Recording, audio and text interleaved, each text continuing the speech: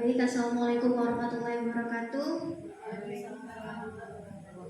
Selamat siang Bapak Ibu semuanya yang saya hormati, Ibu Kepala Sekolah SMP Negeri 5 Jember, Ibu Lisa Arisdiana. Yang saya hormati Bapak Ibu Guru SMP Negeri 5 yang hadir di acara sosialisasi diseminasi budaya positif ini. Acara ini bertujuan untuk menginspirasi kita dan menyebarkan budaya positif di kalangan sekolah. Apa sih budaya positif di kalangan sekolah itu? Pada materi ini akan kita bahas. Untuk mempersingkat waktu, di sini saya sudah menampilkan aksi nyata diseminasi budaya positif dalam menyebarkan pemahaman dan penerapan pengalaman oleh kami, saya, Bu Bella dan Bu Risa. Latar belakangnya, yakni adalah yang akan kita bahas, murid tidak suka dengan peraturan, dan itu sangat umum sekali kita rasakan di sekolah kita saat ini. Karena selama ini, jika mereka melakukan pelanggaran, yang mereka rasakan adalah cenderung mendapatkan hukuman dan cenderung akan mempermalukan dirinya sendiri. Tujuan kita dalam membahas diseminasi budaya positif ini adalah yang pertama, menciptakan murid yang merdeka dan disiplin diri yang kuat, kemudian menumbuhkan budaya positif di sekolah dengan meyakini nilai-nilai kebijakan universal.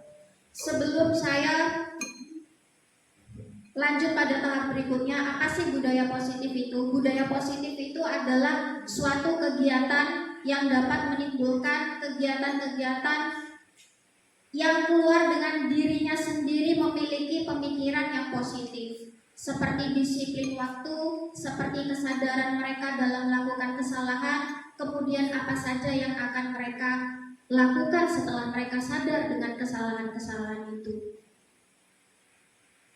Di sini, rencana yang sudah kita akan kerjakan diantaranya adalah menghadap kepala sekolah. Kemarin saya sudah menghadap kepada Bu Risa untuk menjelaskan pentingnya penanaman budaya positif dan keyakinan kelas di sekolah, serta meminta izin untuk mendiseminasikan bersama Bapak Ibu. Jadi sebelum saya rapat ini, kemarin saya sudah izin dengan beliau, dan karena memang tujuan dan kepentingan kita sama, maka ada rapat diseminasi budaya positif ini.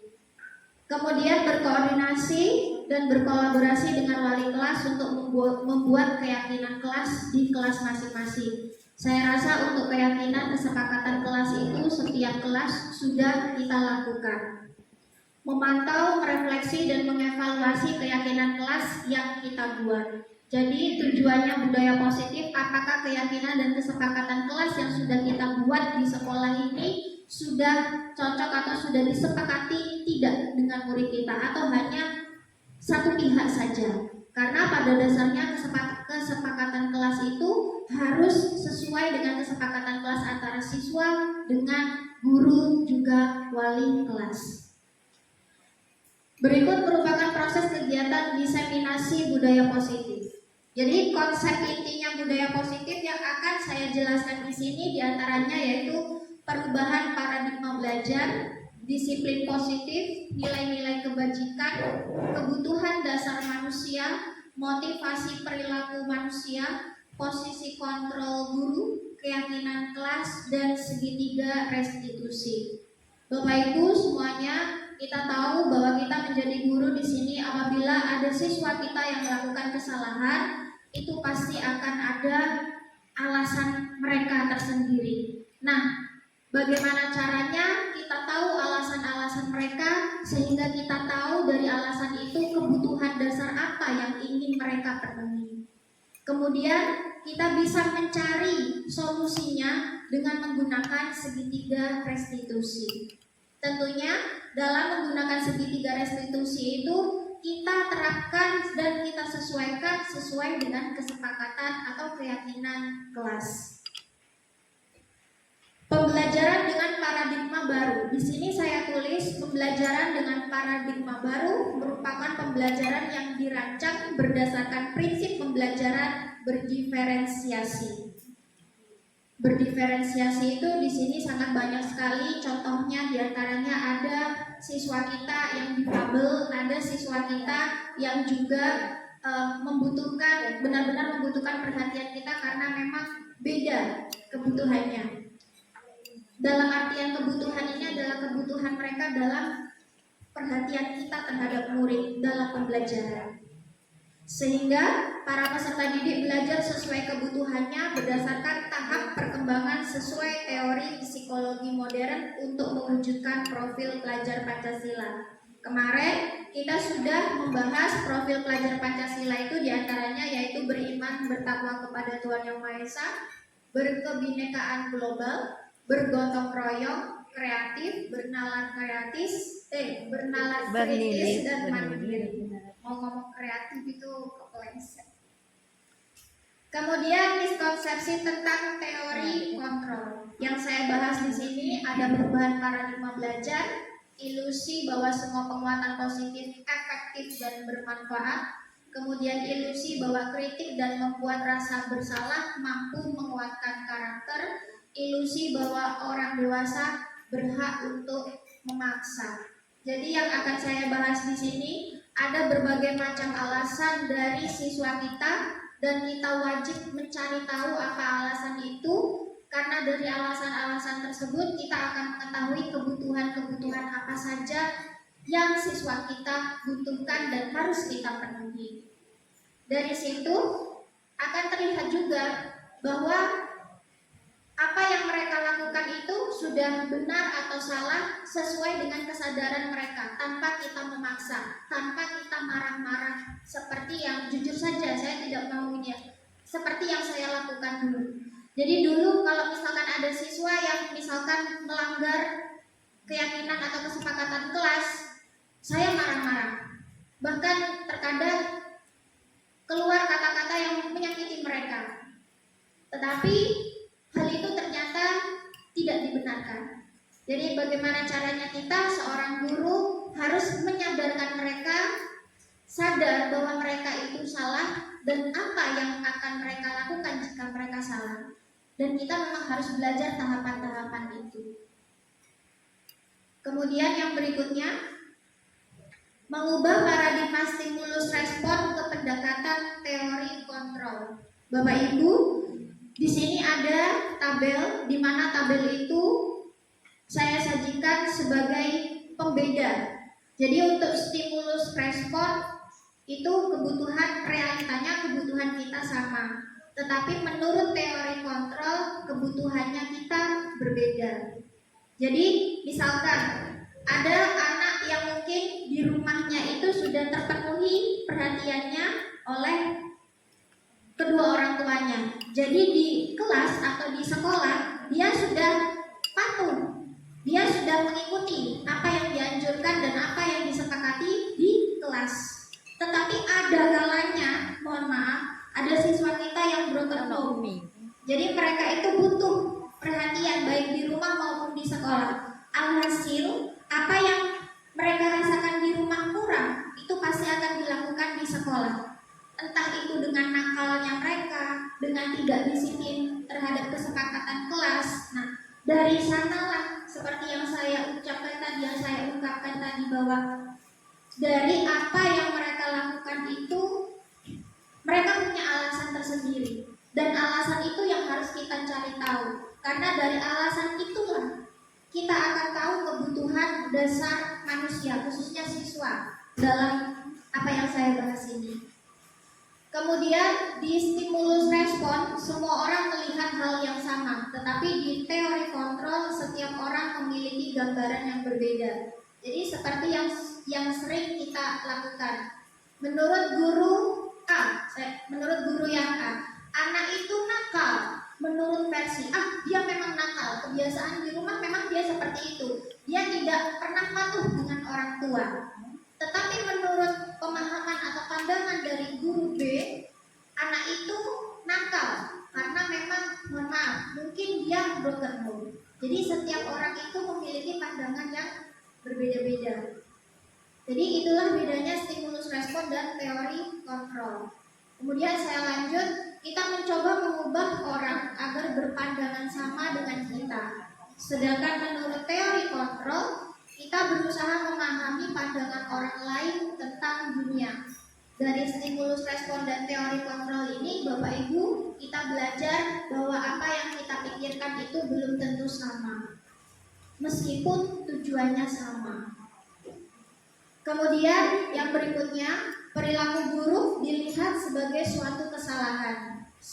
Sedangkan untuk teori kontrol, semua perilaku memiliki tujuan. Yang berikutnya, orang lain bisa mengontrol saya, itu menurut stimulus respon. Tetapi untuk teori kontrol, hanya Anda yang bisa mengontrol diri Anda. Dari pembahasan ini, contoh, misalkan kita punya kesempatan untuk menggenggam sesuatu yang sangat berharga. Kita genggam sesuatu yang sangat berharga itu, Bapak Ibu. Namanya berharga, yang paling berharga berarti kan sudah tidak ternilai. Dari apa yang kita genggam itu, jika ada orang lain yang berusaha untuk merebut atau membuka genggaman kita, kira-kira Bapak Ibu membuka atau tidak? Misalkan orang yang membuka genggaman tangan kita ini tujuannya untuk merebut, kira-kira Bapak Ibu mau membuka atau tidak genggaman ini? Tidak. Karena namanya hal yang paling berharga itu memang sudah spesial dan tidak mau kita berikan. Jadi dari kasus ini kita simpulkan bahwa yang bisa mengontrol diri kita membuka atau tidak genggaman tangan ini adalah kita sendiri. Jadi di stimulus respon dan teori kontrol ini, orang lain bisa mengontrol saya, itu menurut stimulus respon, tapi tidak untuk teori kontrol. Menurut teori kontrol, hanya kita yang bisa mengontrol diri kita. Kemudian saya lanjutkan, saya bisa mengontrol orang lain. Sedangkan menurut teori kontrol, Anda tidak bisa mengontrol orang lain. Sama kasusnya seperti yang saya utarakan tadi, yang saya ibaratkan dengan genggaman tangan itu. Hanya kita yang bisa memutuskan kita mau melepaskan atau tidak. Kemudian saya lanjutkan, pemaksaan ada pada saat bujukan gagal.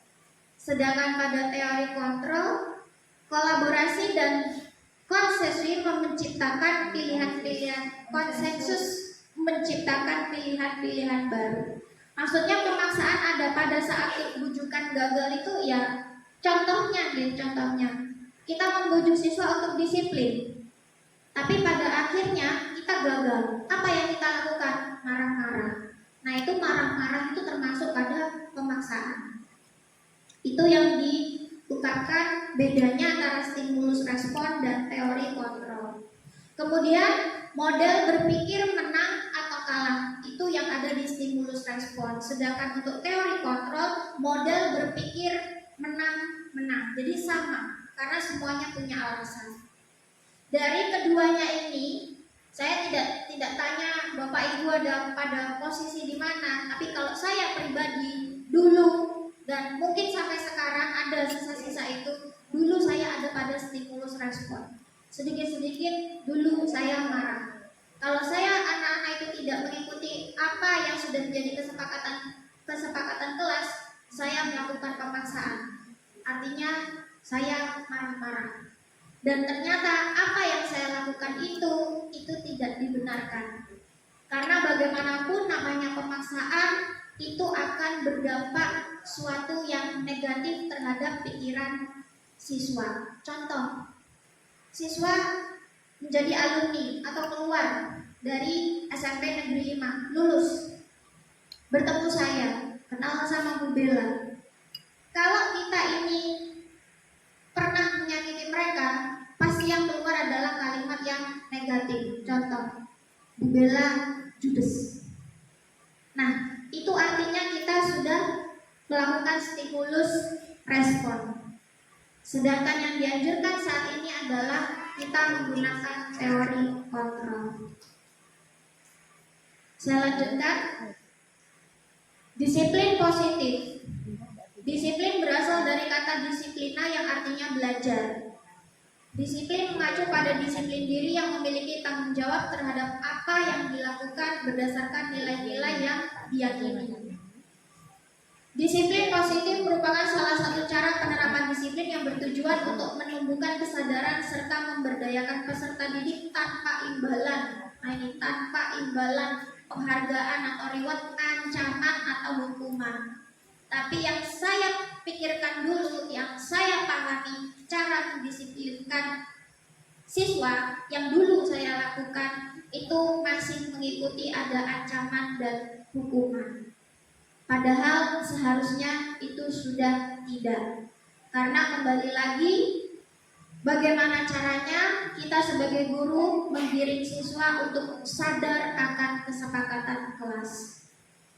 Berikutnya, sebagai pendidik, tujuan kita adalah menciptakan peserta didik yang memiliki disiplin diri sehingga mereka berperilaku mengacu kepada nilai-nilai kebajikan universal dan memiliki motivasi intrinsik dalam perubahan perilaku ke arah yang lebih baik.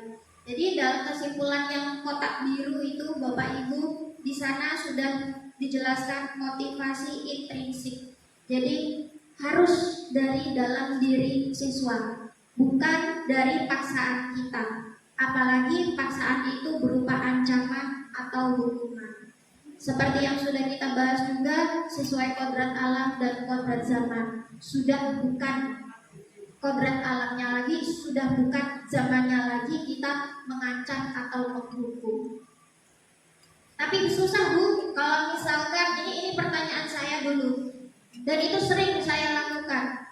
Susah Bu, siswa itu tidak diancam, siswa itu tidak dihukum, atau siswa itu tidak diberi reward. Belum tentu mereka itu melakukan. Ternyata ada triknya. Dan inilah yang harus kita pelajari.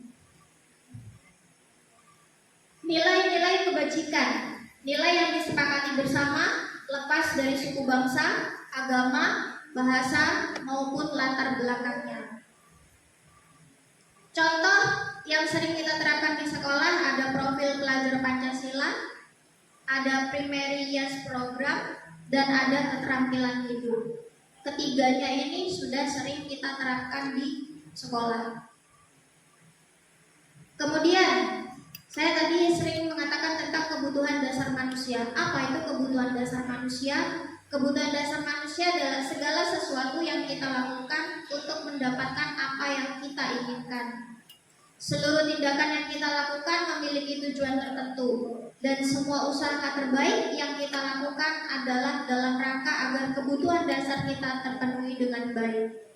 Bapak Ibu, sebentar lagi kita akan diberikan contoh dan bagaimana caranya kita merestitusi atau menyelesaikan masalah itu dengan langkah-langkah yang tepat. Nanti akan dibahas oleh Bu Risa.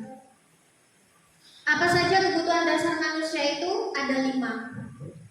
Bertahan hidup. Bertahan hidup itu di sini antara lain contohnya makanan, pakaian, tempat tinggal, keamanan, dan kesehatan. Jadi kalau ada siswa kita yang di sekolah mungkin dia sering tidur, dia sering lemas, bisa jadi alasannya adalah bertahan hidup. Apa itu? Mungkin di rumah kurang makan atau kurang tidur. Jadi mungkin alasannya ada pada nomor 1, bertahan hidup. Kemudian nomor 2 adalah kasih sayang. Kasih sayang diantaranya yaitu rasa diterima, dipedulikan, berbagi, kerjasama, menjadi bagian dalam kelompok. Jadi kalau misalkan ada siswa kita yang nakal atau caper, bisa jadi itu masuk pada kebutuhan dasar manusia nomor 2, yaitu mencari kasih sayang. Kemudian yang ketiga yaitu kebebasan. Kebebasan ini meliputi mandiri, memiliki pilihan, mencoba hal baru, mampu mengendalikan arah dirinya. Jadi contoh di kelas misalkan, saya nggak suka kalau gurunya itu hanya menerangkan saja. Itu termasuk kebebasan. Mereka ingin punya kebebasan. Bagaimana yang mereka inginkan? Saya kepengen ada permainan. Nah, tuh, kenapa harus seperti itu? Kembali lagi, kita kurikulum merdeka saat ini harus berpihak kepada murid. Bagaimana caranya murid itu nyaman, sehingga jika mereka sudah nyaman dan sudah disiplin, kita bisa mentransfer ilmu dengan baik. Kemudian yang keempat adalah kesenangan. Kesenangan itu terdiri dari bermain, humor, antusiasme, dan tertawa. Jadi kalau misalnya ada siswa kita yang suka tertawa, mungkin dia kebutuhan dasar manusianya ada pada nomor 4 ini. Saya lanjutkan untuk yang nomor 5, yaitu penguasaan. Di antaranya harga diri, keinginan untuk dianggap, memimpin, berprestasi, diakui, dan didengar. Jadi kalau ada siswa yang saya kepengen ranking 1 atau saya kepengen juara ini, juara lomba itu bisa jadi kebutuhan dasar manusia mereka ada pada poin 5, yaitu penguasaan. Motivasi perilaku manusia. Di sini untuk motivasi ekstrinsik, jadi dari luar, pengaruh luar, yaitu untuk menghindari ketidaknyamanan atau hukuman. Ada juga yang untuk mendapatkan imbalan atau penghargaan diri dari orang lain. Contoh kesalahan yang pernah saya lakukan. Jika kamu ranking atau jika kamu bisa juara dan membawa medali ke sekolah, nanti ibu kasih uang 50.000. Saya jujur saja, saya pernah melakukan seperti itu di sekolah dan ternyata itu salah. Meskipun sebenarnya itu bisa mendorong, tapi itu salah. Kenapa? Itu nanti akan timbul sifat pamrih dan tidak sadar pada dirinya sendiri, tidak untuk memacu dirinya sendiri secara ikhlas. Jadi jika misalkan mereka itu prestasi, kemudian saya tidak memberikan, mereka akan kecewa dan bisa jadi itu tidak akan mereka lakukan kembali. Nah, itu salah. Itu dulu. Makanya sekarang saya sudah tidak mau lagi. Kemudian motivasi intrinsik ada pada dalam dirinya sendiri, yaitu untuk menjadi orang yang mereka inginkan dan menghargai diri sendiri dengan nilai-nilai yang mereka percaya. Jadi kalau semuanya timbul dari kesadaran diri sendiri, mereka sadar negatif positifnya apabila mereka melakukan sesuatu, insya Allah semuanya itu akan, kalau katanya orang, kalau katanya kita itu selamat hidupnya kan gitu ya. Kemudian di sini ada 3, ada hukuman, konsekuensi, dan restitusi. Bedanya bagaimana? Pada hukuman tidak terencana atau tiba-tiba. Jadi kalau kita marah-marah misalkan, kamu enggak tiket, kosek, jeding. Nah, itu hukuman. Sedangkan konsekuensi itu terencana atau disepakati sesuai peraturan. Kalau misalkan di kelas kita sudah melakukan kesepakatan kelas, bagi siswa yang tidak piket, berarti dia siap piket dalam waktu 1 minggu. Nah, itu termasuk konsekuensi, bukan hukuman. Kenapa? Karena itu sudah tercantum di kelas dan merupakan kesepakatan kelas. Itu bedanya. Sedangkan untuk restitusi, proses menciptakan kondisi bagi murid untuk memperbaiki kesalahan. Jadi mereka tahu, oh saya tidak piket, berarti saya jangan menunggu ditegur dulu sama ibu, saya harus segera piket. Nah, itu restitusi, timbul dari dirinya sendiri.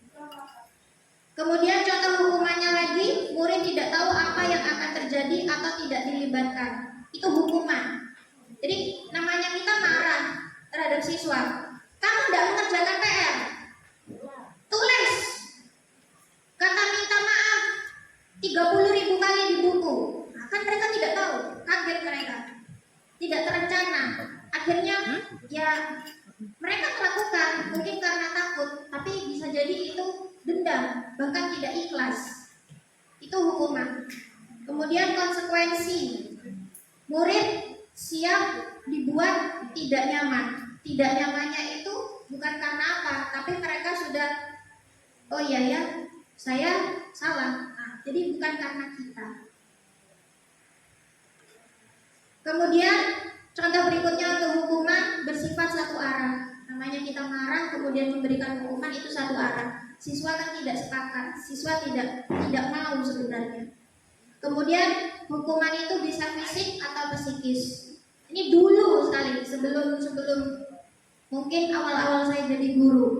Saya kalau menghukum siswa dan siswa itu sudah bandelnya luar biasa dan saya sudah tidak bisa menahan emosi, jujur saja saya dulu mencubit. Itu termasuk hukuman dan itu tidak diperbolehkan. Sedangkan pada konsekuensi, sikap guru selalu memonitor murid. Jadi tanpa kita menegur, kita hanya melihat saja. Kalau memang siswa itu sudah tahu kesepakatan kelas, waduh, saya membuang sampah tidak sesuai dengan warnanya tempat sampah, maka apa yang mereka lakukan? Cepat-cepat mereka langsung lari kemudian mengambil dan naruh. Nah, itu konsekuensi. Beda dengan hukuman. Hukuman, mereka tahu membuang sampah, terus lihat guru ada apa ya gitu, terus dia tahu salah, tapi keduluan kita, kamu buang sampah tidak sesuai pada tempatnya, buang semuanya. Itu satu arah, tidak sesuai dengan kesepakatan. Sedangkan menurut restitusi, proses kolaboratif yang mengajarkan murid untuk mencari solusi sendiri. Karena mereka sudah sadar akan kesalahannya, maka mereka langsung mencari solusi. Bagaimana caranya nih? Kesepakatan kelas saya kemarin bagaimana? Apa yang harus saya lakukan? Nah, itu restitusi. Bapak Ibu, itulah yang harus kita terapkan mulai dari sekarang. Jadi jangan kita menerapkan sebagai stimulus respon, tapi mari mulai dari sekarang kita sudah harus bisa menerapkan teori kontrol, di mana apapun yang kita lakukan di sekolah ini tujuannya adalah berpihak kepada murid. Berpihak kepada murid artinya kita benar-benar melayani murid, saling menghargai, saling menghormati, tanpa kita menyalahi prinsip-prinsip kita masing-masing. Itulah yang diajarkan tentang diseminasi budaya positif. Untuk berikutnya tentang posisi kontrol guru, bagaimana contohnya, apa langkah-langkahnya kita yang akan kita kerjakan di sekolah. Saya langsung serahkan kepada Bu Risa. Monggo.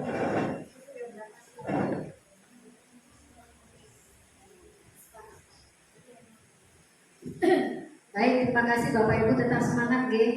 Saya juga memerlukan waktu, minta panjenengan untuk mendiseminasikan kegiatan pendidikan guru penggerak tentang disiplin positif. Tadi sudah disampaikan oleh Mbak Bu Bella bagaimana tentang disiplin positif, ada keyakinan positif, ada penanaman keyakinan, ada kesepakatan kelas yang sudah kita laksanakan sebagai pendidik, menjadi guru pengampu maupun menjadi wali kelas maupun menjadi pembimbing untuk anak-anak. Saya melanjutkan di sini tentang 5 posisi kontrol guru. Tadi sudah disampaikan oleh Bu Bella mengenai apa tadi itu penghukum ya, apa tadi itu sebelumnya, penghukum, konsekuensi, kemudian restitusi. Jadi kalau restitusi itu lebih mengarahkan mendidik sesuai dengan filosofi Ki Hajar Dewantara. Baik Bapak Ibu, saya melanjutkan dari yang disampaikan Bu Bella. 5 posisi kontrol guru. Di sini ada istilahnya penghukum, ada istilahnya pembuat merasa bersalah, ada istilahnya sebagai teman, ada istilahnya sebagai pemantau, dan ada istilahnya sebagai manajer. Ada 5 posisi kontrol guru. Nah, kita termasuk yang mana? Ya, monggo kita bersama-sama belajar untuk slide berikutnya. Contoh penerapan 5 posisi kontrol guru. Di sini ada kasus siswa tidak memakai atribut lengkap saat upacara bendera.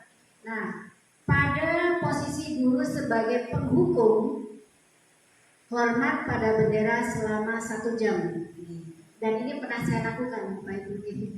Jadi saya minta siswa, tapi tidak sampai 1 jam. Ya, yang penting hormat atau menyanyikan lagu Indonesia Raya, hormat seperti itu. Jadi kalau seperti itu, guru itu pada posisi penghukum. Nah, yang kedua, pembuat rasa bersalah. Nah, berapa kali ibu atau bapak harus memberitahu kamu selalu saja mengecewakan ibu atau bapak. Jadi di sini ada pembuat rasa bersalah. Anak itu merasa bersalah. Nah, ini juga juga kurang baik terhadap perkembangan mental anak-anak. Lanjut. Ya, yang ketiga adalah sebagai guru sebagai posisi teman. Di sini contohnya dalam kasus yang sama ya Bapak Ibu, dalam kasus yang sama siswa tidak memakai atribut lengkap ketika upacara bendera. Yang posisi guru sebagai posisi teman di sini, ayo dong ikuti aturan sekolah. Tolong bantu ibu atau bapak ya sekali ini, tolong bantu. Jadi kata-kata seperti itu. Ya sudah tidak apa-apa, lain kali jangan sampai berbuat seperti ini lagi ya. Tolong bantu. Artinya itu pengharapan dari sepihak. Nah, di sini kan kita memberikan restitusi kepada anak-anak itu dalam rangka untuk mengubah sikap anak dari yang salah menjadi tidak salah, menjadi benar, dari yang salah menjadi benar. Nah, tapi di sini cara atau posisi kontrol yang paling tepat itu yang mana? Dari kelima kontrol posisi kontrol guru.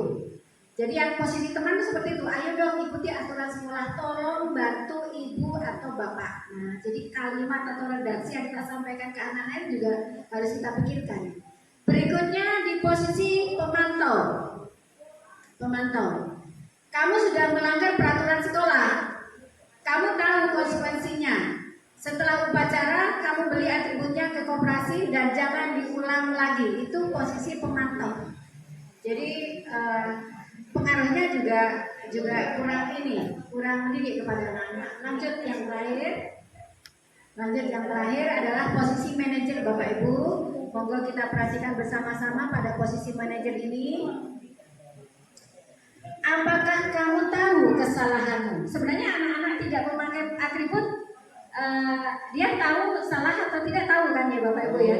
Iya, sudah tahu. Nah, jadi kita masuk dalam mindset anak tersebut. Apakah kamu tahu kesalahanmu? Nah, kira-kira bagaimana kamu memperbaiki kesalahanmu? Nah, ini anak-anak ini akan berpikir.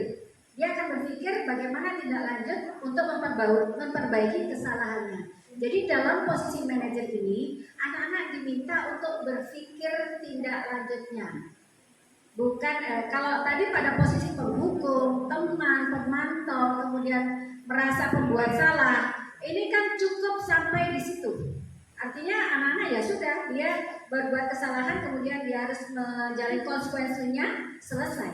Tapi yang kita harapkan dari kesalahan itu sebagai proses pembelajaran bagaimana tindak lanjutnya agar anak itu tidak melakukan kesalahan lagi, bukan karena hukuman, bukan karena sesuatu, tapi karena timbul dari pola pikirnya sendiri. Tuh. Jadi kalau manajer ini intinya anak-anak diajak berpikir bagaimana untuk memperbaiki kesalahanmu. Dan insya Allah ini mungkin yang lebih bicara. Oke, lanjut. Posisi kontrol, apakah aku? Saya kecewa sekali dengan kamu. Nah, ini posisi kontrol yang mana Bapak Ibu? Bapak Ibu sama paham yang 5 posisi kontrol tadi? Sudah, oke. Yang penghukum, kemudian pembuat merasa bersalah, kemudian sebagai teman, sebagai pemantau, dan sebagai manajer. Oke. Kemudian di sini ada pertanyaan lah. Posisi kontrol, apakah aku ketika saya kecewa sekali dengan kamu? Posisi kontrol apa di sini? Membuat merasa bersalah. Iya, membuat merasa bersalah, betul ya? Oh, luar biasa. Terus itu Pak tegas. Ya, oke lanjut. Ya, jadi benar ya? Benar kan? Ya. Hah? Hadiah. Oh, aku jawab karena hadiah. Lanjut ya. Ya, yang kedua, pertanyaan kedua. Posisi kontrol, apakah aku? Kamu tidak pernah benar melakukannya.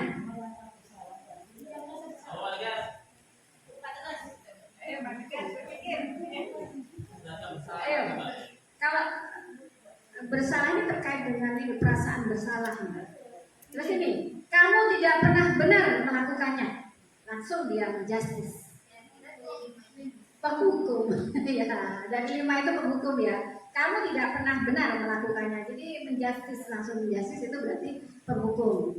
Ya, yang ketiga, semoga ini ada yang benar. Tadi Pak Tegas yang menjawab. Pak Asmi Bali-Bali. Apa rencanamu untuk menyelesaikan masalah ini? Apa rencanamu?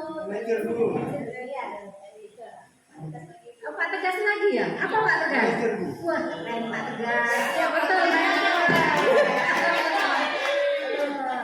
Mirip Pak Tegas ya. Tambah sama Oke, yang keempat ini ya, keempat ya. Ayolah lakukan demi bapak atau ibu ya. Nah, ayo. Sebagai apa? Kontrolnya. Teman Bu. Hah? Teman. Bagi teman Bu. Kayaknya sudah siap CGP. Ayolah ya sebagai teman ya. Betul, betul Pak Tegas ya. Wes susul malah CGP sing angkatan rolas ya. Ya, terakhir Bapak Ibu. Posisi kontra apa kamu? Kamu tidak pernah mendapat nilai jika tidak mengerjakan tugas.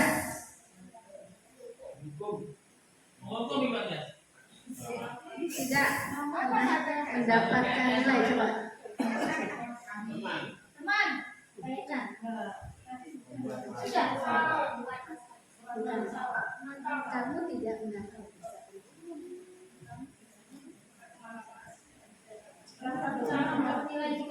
Kamu tidak pernah mendapat nilai jika tidak uya. Ayo mana ini? Pemantau.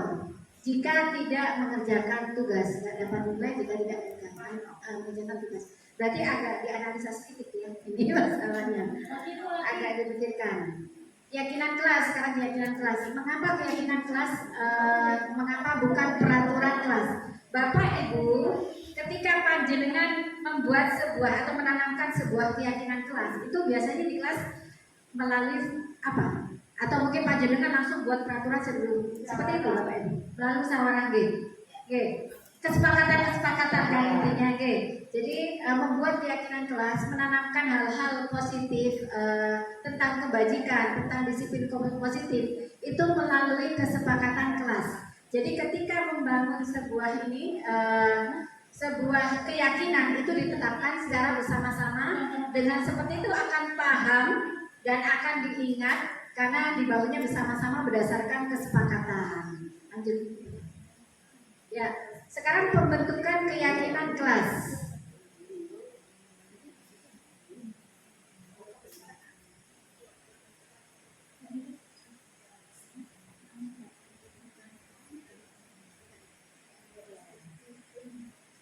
Bapak Ibu, ketika kita membentuk keyakinan kelas itu bersama-sama dengan anak-anak, ya setidaknya keyakinan kelas itu dapat diterima, dapat dipahami, kemudian secara umum itu mempunyai nilai-nilai kebajikan, nilai-nilai kebaikannya.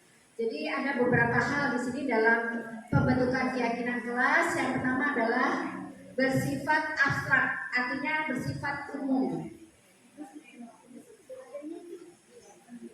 Bersifat umum Bapak Ibu, jadi umum tentang hal-hal kebajikan, hal-hal kebaikan. Yang kedua berupa pernyataan universal, ya bisa diterima semuanya, tidak sebagian anak, sebagian siswa, tapi pernyataan ini bisa diterima oleh semua siswa. Yang ketiga dibuat dalam pernyataan positif, mestinya pernyataan disiplin positif itu memang kata-katanya disiplin positif ya. Itu saya pernah mendengar begini Bapak Ibu. Jadi hindari kata-kata jangan, tidak boleh, gitu ya. Jadi di sini ya pernyataannya itu positif, harus positif. Berikutnya ya Bapak Ibu, sedikit saja agar mudah diingat.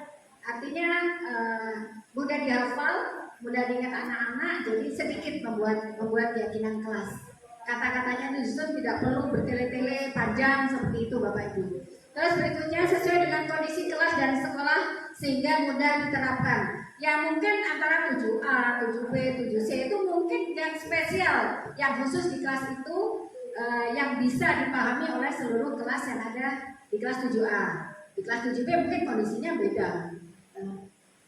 Begitu ya Bapak Ibu ya, sesuai dengan kondisi, tapi di sini tetap menanamkan nilai-nilai hal yang baik atau disiplin positif. Yang terakhir, semua warga sekolah atau warga kelas dilibatkan saat membuat keyakinan kelas. Nah, ya tujuannya kita sampaikan agar semuanya itu tersosialisasikan.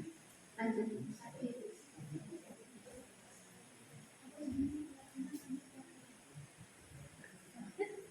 Bapak Ibu, pada saat kemarin mensosialisasikan peraturan itu kan langsung kita buat ya, peraturan, kemudian ada poinnya, kemudian di situ ada apa ya, sanksinya, kan ada ya biasanya ya di BK ada betul ya, di sini ada Bu Faiz ya, ada ya peraturan kelas ya, peraturan tata tertib ada kan ya, ya. Nah, itu monggo nanti bisa kita pahami bersama-sama dalam membuat sebuah keyakinan atau peraturan ya. Terus mungkin di kelas yang menjadi wali kelas pernahkah membuat seperti itu? Sudah. Oh, Pak Asri Wester. Wali kelas sudah tahu. Apa Pak Asri contohnya ada? Ya misalkan ini kalau di kelas saya ya Bu, anak yang belum makan atau belum sarapan, kita beri waktu 10 yang bawa bukan, kita beri waktu 10 sampai 15 menit makan misalnya. Yang tidak bawa meskipun tidak sarapan tidak boleh.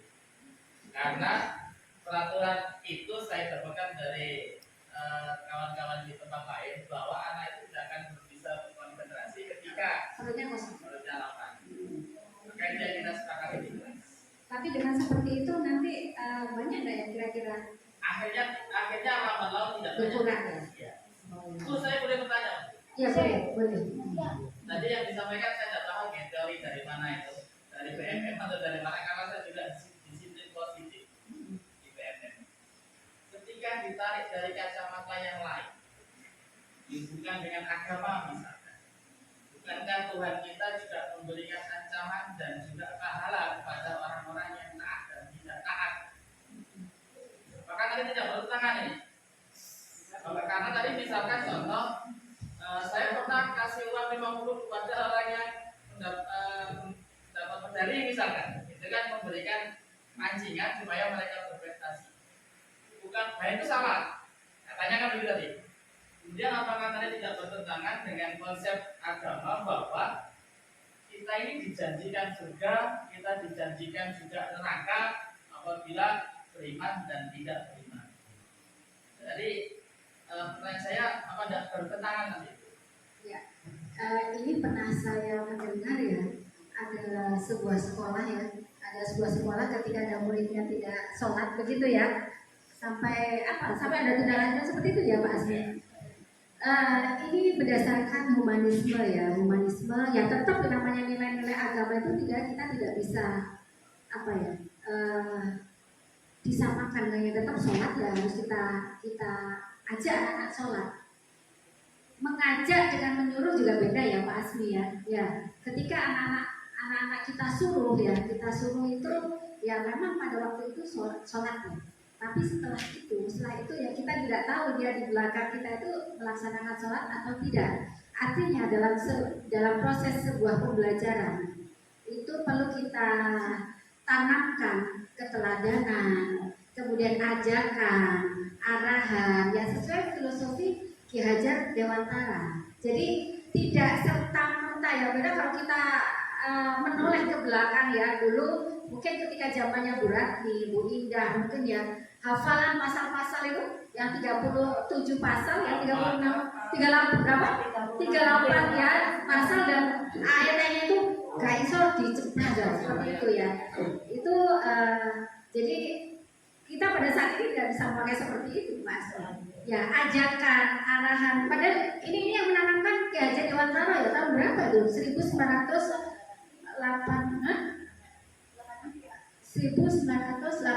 dari mulainya ini.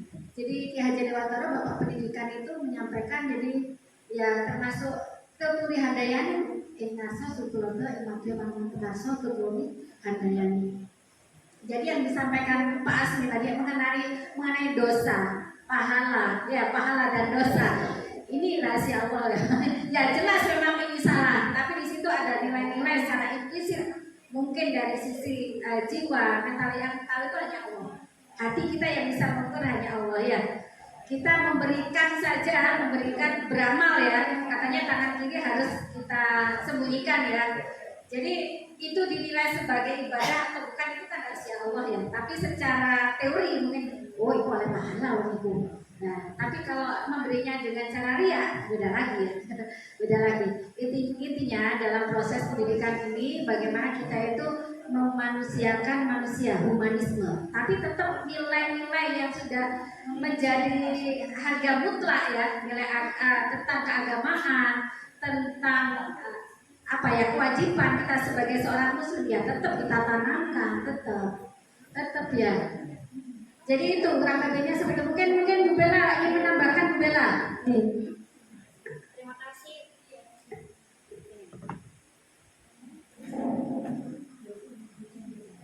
Oke, terima kasih Pak Asmi pertanyaannya.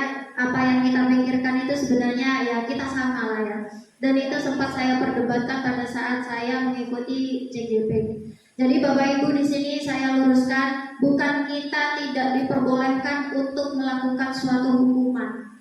Tetapi sekali lagi saya tegaskan, di sini kita punya langkah-langkah. Jadi yang pertama itu kita itu harus melakukan restitusi segitiga terlebih dahulu, segitiga restitusi terlebih dahulu. Jadi setelah segitiga restitusi itu memang benar-benar tidak tercapai, peran kita sebagai manajer itu tidak tercapai, boleh kita langsung limpahkan kepada kesepakatan kelas atau keyakinan kelas. Dari kesepakatan kelas dan keyakinan kelas itu terdapat beberapa bukan hukuman, tapi konsekuensi. Hukuman dengan konsekuensi itu mungkin tujuannya sama, tetapi beda nilainya. Hukuman itu satu arah, mereka terpaksa. Tetapi jika itu sudah hasil dari konsekuensi kelas, kesepakatan kelas yang mereka buat sendiri, itu merupakan konsekuensi mereka. Jadi mereka sudah tahu dan itu tidak satu arah. Jadi mereka tahu, oh saya melanggar ini nih, pasti nanti konsekuensi saya itu. Itu bukan hukuman. Jadi bukan berarti kita tidak boleh memberikan hukuman. Boleh kita memberikan hukuman, tetapi bukan hukuman yang satu pihak, tetapi kesepakatan kelas atau yang kita sebut dengan konsekuensi kelas. Jadi begitu, bukan berarti kita tidak boleh melakukan hukuman. Cuma contoh misalkan, kamu tidak mengerjakan PR, kesepakatan kelasnya kalau tidak mengerjakan PR misalkan sholat duha atau membaca ayat suci Al-Quran, itu menurut kita adalah hukuman sebenarnya, tapi hukuman yang positif. Dan menurut mereka itu bukan suatu hukuman, tapi konsekuensi. Karena memang sudah disepakati bersama. Itulah pentingnya kita di kelas. Jadi tidak hanya kita ke BK saja, tidak. Di kelas kita sebagai guru, sebagai wali kelas juga harus membuat kesepakatan kelas. Kenapa? Tujuannya jika memang terbukti atau memang terpaksa sekali harus ada hukuman, mereka tidak menyatakan itu hukuman, tapi konsekuensi karena kesepakatan mereka bersama, mufakat. Begitu. Mungkin itu Bu, terima kasih. Gimana Bu? Gimana Pak Asmi? Ya. Jadi ada kesepakatan ya. Jadi pendidikan sekarang ada pendidikan militer juga ya. Kedinasan itu karena memang sudah kesepakatannya seperti itu, bagaimanapun ya harus disepakati. Hal-hal disiplin positif yang perlu ditanamkan di situ ya tidak boleh dilanggar lah. Artinya itu karena itu sudah kesepakatan. Terus mengenai dari mana pemahamannya ya, pemahamannya tetap dari filosofi Ki Hajar Dewantara. Kemudian ada tokoh-tokoh pendidikan di situ, tokoh-tokoh psikologis. Kalau dulu yang kita kenal kan Abraham Maslow ya. Sekarang di sini ada Gleiser. Jadi tokoh psikologis tingkat dunia mengenai pendidikan psikologis atau kejiwaan manusia itu. Jadi dasar-dasarnya itu. Oke, lanjut. Nah, ini tadi yang disampaikan Bu Bella. Jadi segitiga restitusi, ada tahapan-tahapannya Bapak Ibu. ketika anak-anak berbuat salah, ketika anak-anak terlambat, itu kita tidak langsung menjustis. Mungkin dulu saya masih awal menjadi guru ya, sama seperti Bu Bella, saya nyubitan nyubit. Saya benar itu dulu itu angkatannya siapa? Bayu Gatra itu kan juga satu kelas, saya pernah mengajar di SMA 1 Arjasa. Gak bisa itu rame, saya cubit ya. Setelah itu lama-lama saya belajar kalau saya mencubit sama saja saya menyakiti diri saya sendiri. Nah, kemudian anak-anak saya suruh post up, pernah itu saya lakukan. Anak-anak salah, ini berapa soal post up gitu. Tapi lama-lama mindset saya sudah mulai berubah. Bagaimana ketika saya melihat anak-anak saya di rumah melakukan kesalahan, untuk proses pembelajaran itu bagaimana kita lebih humanis dalam melaksanakan pembelajaran. Bapak Ibu Bapak Ibu terkait dengan dilanjut apa boten iki? Bentar ya. Ini tentang keyakinan kelas tadi, suatu proses dialog yang dijalankan oleh guru agar dapat menghasilkan murid yang mandiri dan bertanggung jawab. Apapun proses yang kita lakukan Bapak Ibu, apapun instruksi atau ilmu yang panjenengan berikan, itu kan kita berikan ilmu itu terus mengalir, terus tertanam dalam jiwa anak. Nah, bagaimana caranya? Ya, di sini ada segitiga restitusi. Ada 3 tahapan Bapak Ibu ketika kita akan menyelesaikan suatu masalah jika ada anak-anak yang melanggar. Yang pertama adalah menstabilkan identitas. Yang kedua adalah validasi tindakan yang salah. Kemudian yang ketiga adalah menanyakan keyakinan. Jadi ketika anak-anak bersalah, nanti dalam dia melakukan kesalahan, itu ada nilai-nilai positif di situ. Nah, jadi pertama mungkin kalau secara psikologis ya, filosofisnya, ketika anak-anak melakukan kesalahan, dia sudah takut Bapak. Dia terlambat, dia takut sudah. Nah, semakin kita menangani, dia semakin takut Bapak Ibu. Tapi kalau kita stabilkan dulu, kita tenangkan anak itu, kenapa dia terlambat, kenapa dia tidak mengerjakan PR. Nah, kemudian kita tanyakan identitas kesalahannya, kemudian naik satu langkah lagi, validasi tindakan yang salah. Kamu terlambat seperti ini, kamu merasa bersalah nggak? Jadi seakan-akan kita masuk dalam dunia anak itu divalidasi tindakan yang salah. Nah, ternyata yang kita pikirkan, anak-anak itu yang saya salah, saya terlambat. Nah, seperti dia akhirnya merefleksi, oh ya saya salah. Kenapa saya salah? Dia mulai berpikir, oh karena ini dan sebagainya. Kemudian yang ketiga, menanyakan keyakinan. Apa yang ditanamkan dari keyakinan apa yang ditanamkan ketika dia terlambat? Yang mungkin disiplin, tanggung jawab, mandiri itu muncul di situ.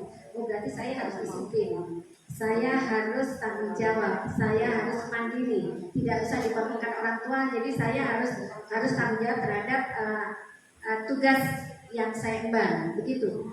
Nanti ada oh ya, ini nih Bu Bella akan memberikan contoh.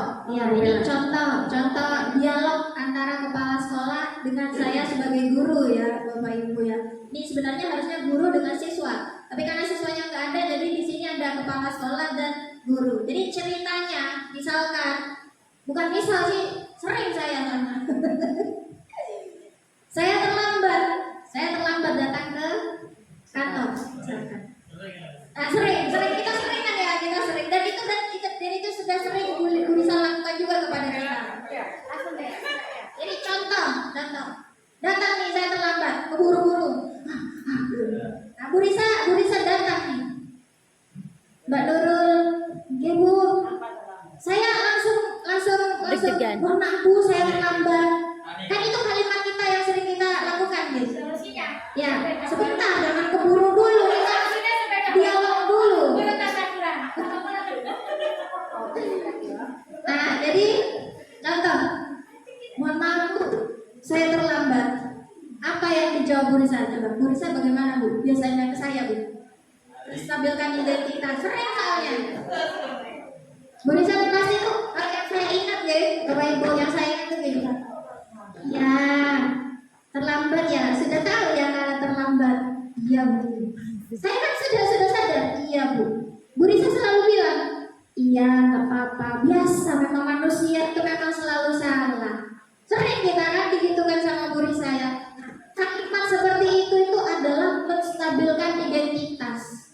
Dari yang pertama kita kumpul, waduh ketemu Bu Risa, bisa. Kalau saya itu gitu perasaan. Tapi dengan Bu Risa bilang gitu, iya nggak apa-apa, itu sedikit tenang. Gitu. Duh, tapi yang mau izin bisa ya Bu, saya ini juga telat kan gitu ya. Nah, lega, tapi ada malunya juga. Nah, kemudian setelah kalimat itu, tapi tahu ya kalau berbeda itu terlambat, itu sudah masuk pada validasi tindakan yang salah, masuk pada langkah yang kedua. Saya kembali menjawab, iya Bu, saya salah Bu. Terus Bu Risa tanya lagi, kenapa kok terlambat? Janjian sama siapa tadi di jalan? Ban yang mana yang kempos? Kan gitu kan biasanya ya. Barulah kita memberikan alasan kita, iya Bu, mohon maaf, kehabisan bensin Bu, tanggal tua, tidak punya bensin, misal. Iya. itu sudah Bu Risa itu sudah ada pada langkah yang kedua, yaitu validasi tindakan yang salah. Jadi kita semuanya sadar kalau kita salah dan kita bisa menyampaikan kesalahan itu, tapi kita tidak menampik kalau kita itu salah. Gitu. Terus setelah itu Bu Risa bilang, ya sudah, ini sering nih, ya sudah. Besok bagaimana caranya bisa nyampe di sini lebih pagi dan Bu? Nah, Bu Risa tuh biasanya seperti itu. Itu Bu Risa sudah masuk pada menanyakan keyakinan. Salah kan kalau misalkan datang jam 7 lewat, iya salah Bu. Itu sudah menanyakan keyakinan. Kemudian coba apa yang harus kamu lakukan? Iya Bu, besok saya harus isi bensin dulu sepulang sekolah biar tak terlambat. Itu sudah ada pada langkah ketiga. Jadi segitiga restitusi itu tidak hanya berlaku kepada murid dan guru saja, tapi dari kepala sekolah dan juga rekan sejawat. Begitu Bapak Ibu, itu contohnya segitiga restitusi dan itu harus kita bisa belajar terapkan di kelas dengan siswa kita. Monggo Bu. Ya, sepertinya sudah mulai ini.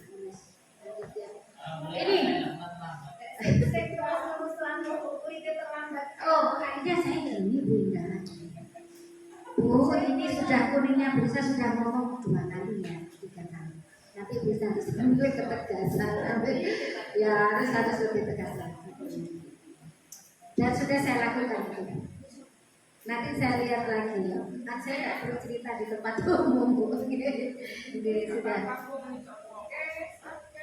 Ini contoh kan, contoh. Ya, sama semuanya sudah baik kok Bu. Oh, kalau anak-anak. Kembalikan ke tadi itu ada konsekuensi kesepakatan. Konsekuensi yang kedua. Oke, kan tadi kan ada hukuman, ada konsekuensi, ada restitusi. Konsekuensi kan ada kesepakatan tadi. Jadi mengingatkan kembali kepada anak. Lanjut ya, saya akan menjelaskan yang 3 sisi tadi. Yang pertama, menstabilkan identitas. Berdasarkan prinsip membuat kesalahan adalah bagian dari proses pembelajaran. Tidak semuanya orang itu langsung bisa, tidak semuanya orang itu langsung benar. Kadang-kala anak itu harus melalui salah dulu, baru dia paham akan kesalahannya. Ini menstabilkan identitas. Indikatornya adalah berbuat salah itu wajar. Tidak ada manusia yang sempurna. Al-insan mahal kotok manusia, begitu ya. Ibu atau bapak juga pernah melakukan itu. Ibu atau bapak tidak mau mencari siapa yang salah, tapi ibu atau bapak ingin mencari solusi dari permasalahan ini. Artinya anak itu harus kita cari solusinya, kadang kita bantu untuk mencari solusinya dalam menyelesaikan masalah yang dihadapi. Kamu berhak untuk terakhir itu. Kamu berhak merasa begitu. Nah, berikutnya Bapak Ibu, menstabilkan identitas yang sisi gini ya, menstabilkan identitas. Berdasarkan prinsip setiap perilaku berupaya memenuhi suatu kebutuhan tertentu. dia untuk memenuhi kebutuhan. Contohnya, ada anak yang terlambat. Kenapa kamu kok terlambat, nak? Mungkin dari rumah belakang. Anu Bu, tadi malam itu saya tidurnya jam 1 katakan, ya jam 1. Akhirnya dia terlambat. Makanya dia terlambat karena untuk memenuhi rasa lelah dia, ngantuk dia karena begadang semalam. Nah, tapi ini kan juga tidak benar Bapak Ibu. Ini tidak benar.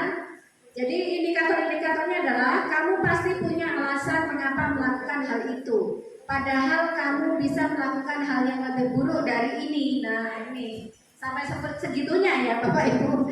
Jadi biar anak-anak ini merasa, oh iya saya memang betul-betul salah begitu. Jadi merasa kalau apa yang dilakukan itu salah. Kamu patut bangga karena telah melindungi sesuatu yang penting buatmu. Kamu melakukannya karena mempertahankan sesuatu yang penting bagimu. Mungkin ini penting, Bu, saya harus mengantarkan orang tua dan sebagainya ya. Ya, yang terakhir, wes, menstabilkan identitas. Berdasarkan prinsip teori kontrol bahwa pada dasarnya kita termotivasi secara intrinsik. Apa keyakinan kelas kita? Nilai-nilai apa yang telah disepakati bersama? Seperti apa gambaran sebuah kelas yang ideal menurut kamu? Kamu ingin menjadi orang yang seperti apa? Artinya dalam membangun sebuah kesepakatan, anak-anak diajak berpikir. Nah, dengan seperti itu mungkin ya mindsetnya itu akan tertanam dengan baik kepada anak. Karena kita ajak anak-anak untuk membangun kesepakatan hal-hal disiplin positif. Ini contohnya. Contoh penerapan segitiga restitusi. Sudah. Ya, baiklah Bapak Ibu, untuk disiplin positif ini di sini ada kesimpulan ya. Dalam penerapan program disiplin positif, hendaknya guru memiliki standar kepribadian profesional dan sosial yang baik, di mana guru mampu merefleksikan dirinya dalam posisi kontrol saat ini. Bagaimana perjalanan dirinya sebagai among atau manajer yang menuntun murid-muridnya menjadi insan yang mandiri, merdeka, dan bertanggung jawab atau standar nasional pendidikan. Jadi tujuan pendidikan itu juga filosofisnya dari Ki Hajar Dewantara Bapak Ibu. Jadi anak-anak itu berkembang dan kita arahkan, kita tuntun anak-anak itu sesuai dengan kodrat alam dan kodrat zaman. Ketika zamannya kita dulu kita terapkan di anak-anak sekarang, ya insya Allah banyak pertentangan-pertentangan dan itu susah sekali untuk kita terapkan dalam masa-masa saat ini. Begitu ya Bapak Ibu. Mungkin ada pertanyaan? Oh ya begini. Sebelumnya Assalamualaikum warahmatullahi wabarakatuh. Waalaikumsalam.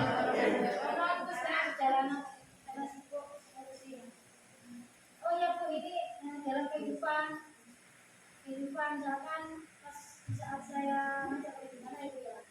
Maaf, ini kelas saya kan anaknya yang terakhir. Di sini setiap ada masalah kan, jadi alhamdulillah selalu ngabari saya walaupun tidak selalu. Di foto jelek, anakku, boleh bersyukur ya Allah. Ternyata masih dalam masalah gitu. Anak-anak itu contohnya ini, saya sudah membuat kesepakatan jelas yang tidak pakai atribut kelas begini dan begitu. Anak-anak setuju, ya Bu, sudah. Waktu itu kan kita pakai sandal ya Bu, karena harus bersuci. Contohnya, kelas harus ada 2 sandal. Yang satu untuk siapa terserah, pokoknya kalau ke kamar mandi harus pakai sandal. Kita sepakatan itu sudah Bu. Oke, gitu. Nah di sini lambat laun. Alisa rumah tak bisa jadi Bu. Manusia terbanyak dan tua. Anak saya itu kebanyakan rupanya pada sama kelas ya Bu, sama kayaknya. Jadi ini mau ngobrol-ngobrol ya. Oh nanti katanya tadi dulu harus sabar dan sebagainya. Oke Bu. Bisa. Oke. Nah di sini saya terus sabar sabari. Kok anak melonjak, ini ada. Nah kok begini dan itu. Ada kena Bu saya. Ya sudah, mulai ya sabar katanya sabar lagi terus katanya laporan dari guru ABCD sangat luar biasa Bu. Nah saya memang selalu diperhatikan ini kamu nggak pakai sandal. Nah kemarin akhir-akhir ini Bu nggak pakai sepatu di PP di lapangan, alhamdulillah gitu Bu. Saya sangat sempurna dan luar biasa Bu ya.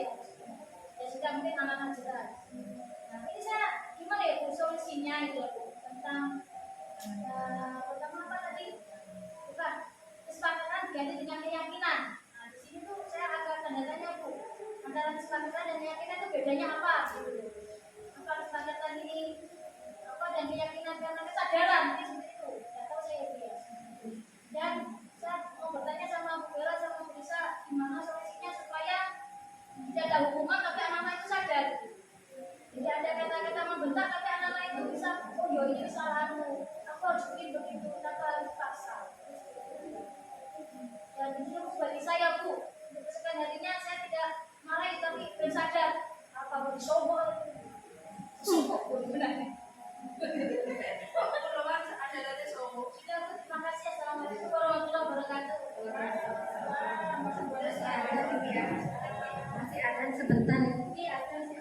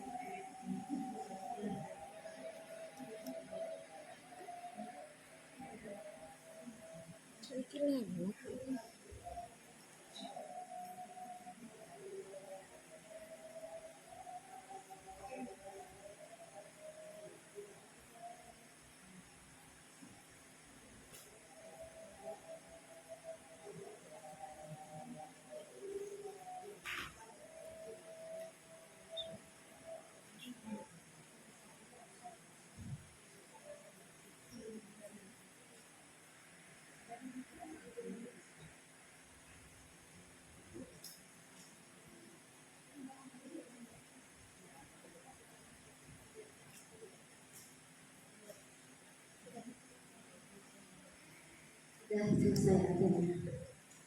Baiklah Bu Dini, saya coba untuk mencarikan solusi ya. Jadi terkait dengan apa yang sudah dialami Bu Dini dalam rangka keyakinan kelas atau kesepakatan kelas ya. Terus tadi itu anak-anak ada 2 sandal. Itu kenapa sekarang tidak ada? Ya ini kan agak kendor ini. Oke.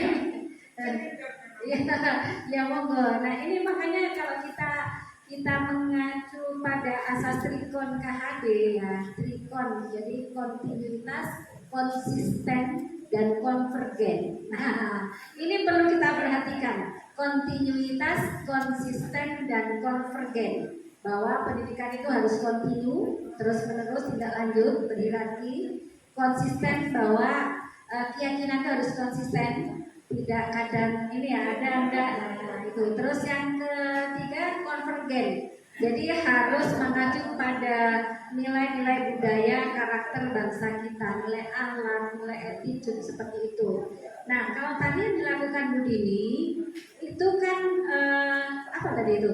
Jadi hanya menyampaikan anak ya, sudah tidak segitiga restitusinya, masuk enggak? Pada tahap menstabilkan dan validasi kesalahan, belum pada menanamkan keyakinan.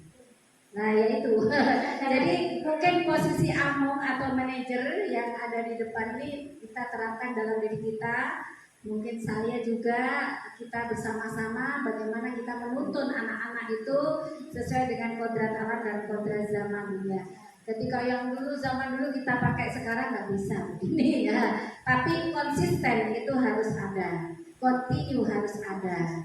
Nah, jadi untuk konsisten bagaimana ya? Ini menjadi bukan hanya menjadi permasalahan yang kelasnya Bu Dini, juga menjadi permasalahannya lembaga. Bagaimana kita dalam menertibkan lagi, lebih konsisten lagi terhadap keyakinan-keyakinan yang ada di sekolah kita. Ya harus kita tegakkan lagi bersama-sama. Kami kan nggak kuat kalau Bu Dini sendiri. Mungkin sebelahnya, paling tidak Bu Dini kelas berapa? Iya 7 apa? Nah itu tetangganya ada 7F, 7D, itu akan berdampak pada Bu Dini. Sama ketika kita dalam satu komunitas. Kita sudah sepakat jam 7 on time. Kalau tidak setengah 7, jam 7 kurang 10 lah. Kita bisa, ternyata ada teman kita yang jam 7 lewat 10, bahkan 7.30. Nah, itu berpengaruh nggak kepada kita? Jelas itu akan berpengaruh. Ya, akan berdampak kepada kita. Yang monggo kita dimanapun itu memberikan pengaruh-pengaruh positif, pengaruh-pengaruh baik agar Bisa. Kalau kita saling memberikan kekuatan pengaruh atau dampak positif, insya Allah yang ada positif terus. Tapi kita ada pengaruh negatif saja, itu nanti akan berefek, berimbas ya. Hal-hal negatif mulai. Jadi tadi ya drama begini mungkin belum sampai ke menanamkan keyakinan. Ya. Jadi perlu ditanamkan keyakinan, meskipun itu sudah dibuat ya, ya kesepakatan ya. Jadi keyakinan dulu kan, dulu ya. Kalau kesepakatan baru keyakinan ya. Kesepakatan dulu baru keyakinan, kan disepakati dulu, baru yakin ya bahwa itu adalah hal-hal baik, disiplin positif, hal-hal kebajikan seperti itu. Jadi disepakati dulu, kesepakatan dulu, baru keyakinan. Nah, jadi seperti itu ya. Jadi kita untuk menjadi seorang manajer itu harus belajar gini, ya. Karena ada ilmunya gitu kayak Bu Ratmi, ada ilmunya menjadi seorang manajer itu, ya. Lalu bagaimana kita itu mengarahkan anak-anak sehingga anak-anak itu tumbuh dan mandiri sesuai dengan jadi membentuk attitude, membentuk sikap, membentuk karakter, bukan karena takut karena hukuman dan sebagainya, ya. Tapi tetap kita mengarahkan. Sama seperti ini ada cerita dosen saya, tapi saya tidak menyebutkan nama, ya. Putranya sudah mahasiswa semua ya. Dosen saya itu luar biasa, tapi ketika mengajak anak-anaknya itu sholat ya, dia sholatnya disuarakan dengan keras, dilafalkan dengan keras, biar anaknya mendengar sehingga dia langsung sholat gitu. Jadi dia tidak menyuruh sholat, kamu ayo sholat tidak, tapi dia sholat agar anaknya segera sholat, lafalnya itu di volumenya dinaikkan, begitu. Nah, itu cerita dosen saya, itu Bapak Ibu ke. Masih ada yang mau ditanyakan, monggo? Kan kayak begini ya. Kasih contoh satu Bu, misalkan baju tidak dimasukkan, nah kita berikan keyakinan itu bagaimana? Kamu tidak pakai jam-jam, kenapa tidak dipakai biasanya? Oh ya, begini ya. Misalkan si Badrun ya, Ya, betul. ya si Badrun itu bajunya dikeluarkan, sepatunya tidak dipakai. Badrun sini nak. Kenapa sepatunya tidak dipakai?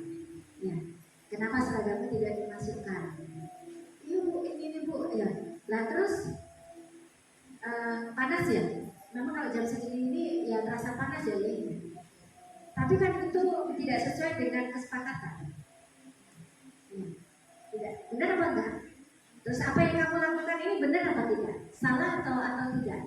Begitu. Aja dia berpikir ya, oh salah dan sebagainya. Kemudian coba kalau sepatu tidak dipakai, temanmu ada yang tidak pakai sepatu juga kan banyak ya. Ya itu, tapi harus kita ingatkan semuanya, nggak bisa kita sepihak teman. Kita harus continue Bapak Ibu. Jadi Bapak Ibu guru menegur pun juga seperti itu. Yang satu kekang, yang satu longgar, susah itu sudah. Ya, memang harus sepakat ya kalau kita memang mau menguatkan keyakinan ini kita bersama-sama. Tidak sepihak, yang guru A melonggarkan, yang guru B ini lebih disiplin, yang guru C ini ya seperti itu. Jadi kita harus sefrekuensi harus sama, begitu ya, sama-sama mengingatkan. Dan temannya tidak pakai sepatu banyak, susah kita itu. Ya, misalkan di situ bukan hanya Badrun, ada 10 lah, ya kita panggil 10 anak itu. Jangan Badrun saja yang dipanggil. Wong saya saja kalau melihat anak-anak yang tidak pakai sepatu, kok pakai banget nih. Ya ini harus ada komitmen. Saya bengok-bengok ini ya gak direken, ya harus mungkin gurunya, wali kelasnya, atau semua Bapak Ibu guru mengingatkan. Jadi sama, satu frekuensi sama. Begitu ya. Jadi kalau misalkan si Badrun tadi temannya ada yang tidak pakai harus kita panggil begini. Ya tetap dengan segitiga restitusi tadi ya mungkin gerah, tapi di sini kan ada keyakinan sekolah. Jadi nilai-nilai kebaikan. Ya, nilai-nilai kebajikan.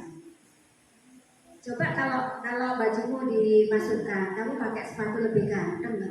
Bagaimana kita bisa mengajar anak-anak itu biar anak-anak itu paham akan kesalahan yang dilakukan.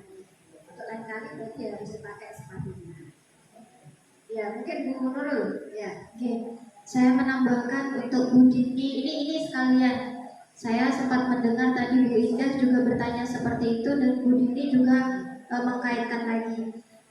Di sini saya mau meluruskan dulu apa bedanya kesepakatan kelas dengan keyakinan kelas.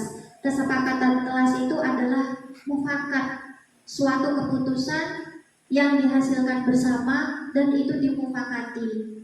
Itu namanya kesepakatan kelas.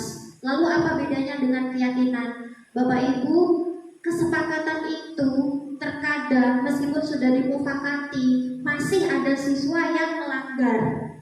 Oke kan? Nah, dari yang melanggar itu berarti yang melanggar itu masih belum memiliki keyakinan.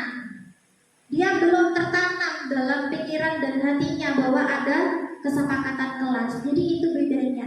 Kesepakatan kelas itu dibuat bersama secara mufakat dan hasil yang positif dan tertanam dalam hati dan pikiran itu yang disebut dengan keyakinan kelas. Nah, tadi saya kaitkan dengan pertanyaan dari Bu Indah.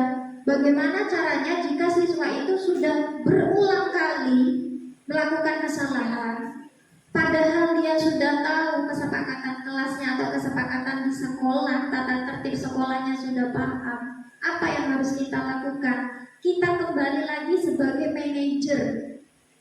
Jangan menjadi seorang teman.